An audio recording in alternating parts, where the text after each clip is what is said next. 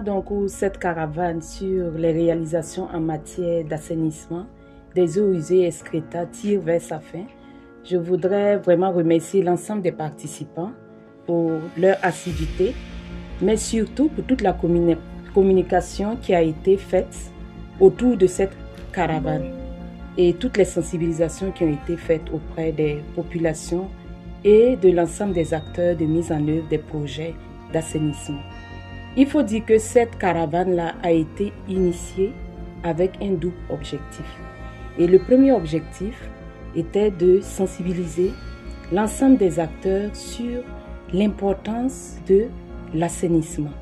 L'importance déjà de disposer d'ouvrages d'assainissement et surtout de l'utiliser et de l'entretenir. Le second objectif, c'était vraiment de communiquer sur les actions de l'État et ses partenaires en matière d'assainissement des eaux usées et excréta au Burkina. Alors, lors de cette caravane, vous avez pu visiter un peu et toucher du doigt les réalités de l'accès des populations à l'assainissement. Vous avez notamment pu voir des réalisations sur les sites des personnes déplacées internes et comment ces personnes-là arrivaient à avoir accès à l'assainissement et à améliorer leur assainissement.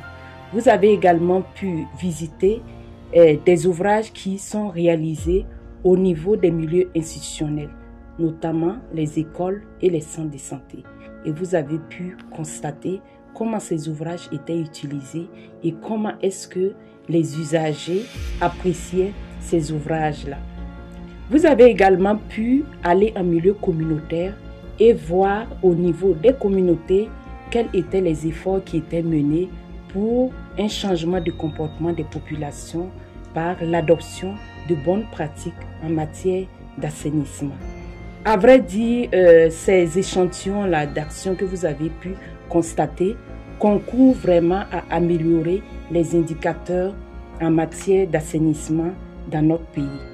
Ainsi donc, ces actions menées entre 2022 et 2023 ont permis de faire progresser le taux d'accès à l'assainissement de 27,5% à 28% en 2023.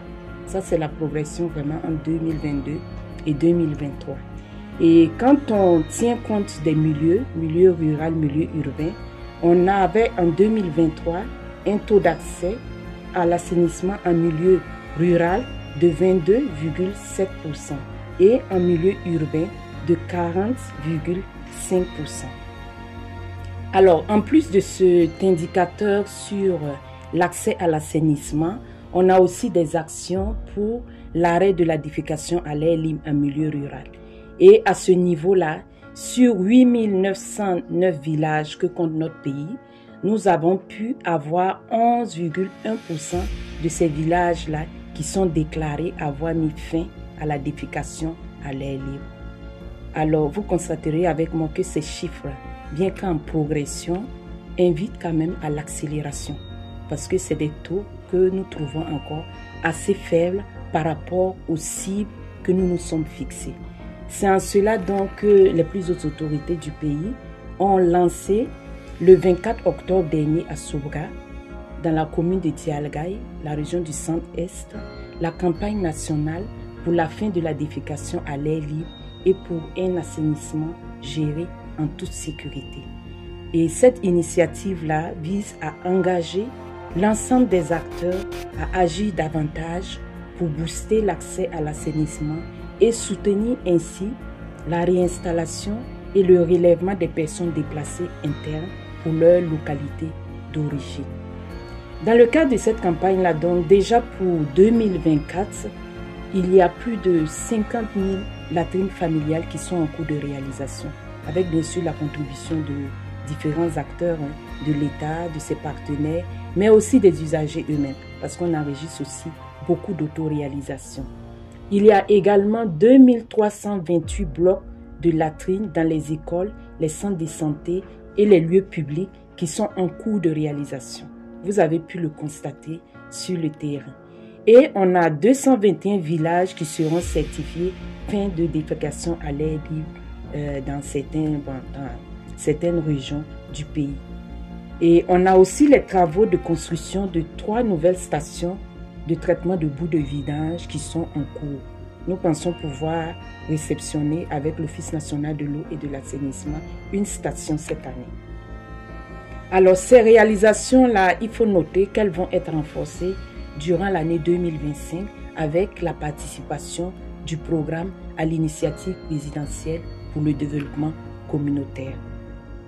Alors l'assainissement étant avant tout une question de comportement, il faut nécessairement l'accompagnement des hommes et femmes de médias que vous êtes.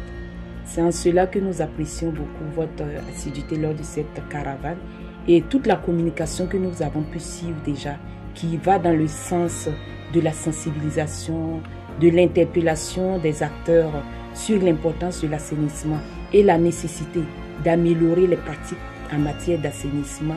Nous pensons vraiment que ça contribue énormément à atteindre les objectifs de la campagne, et surtout à améliorer la santé des populations. Alors, je vais saisir l'occasion de cet entretien pour inviter les uns et les autres à faire vraiment du sujet de l'assainissement des eaux usées et excréta une priorité. Voilà, dans leurs actions. À vous les journalistes, vous inviter à poursuivre l'accompagnement qui est déjà très bien sur les questions d'assainissement des eaux usées et excréta. Et bon, à l'ensemble des auditeurs, je dirais que nous ne cesserons de répéter le message de son Excellence le Président du Faso. L'interpellation qui dit ceci: ceux qui aiment leur cadre de vie le gardent toujours propre, et ceux qui aiment le Burkina Faso doivent le garder toujours propre. Voilà ce message que nous trouvons très fort et que nous invitons vraiment chaque Burkinabé à s'approprier de ce message et à voir comment chacun, à son niveau, peut contribuer activement à améliorer l'assainissement dans notre pays.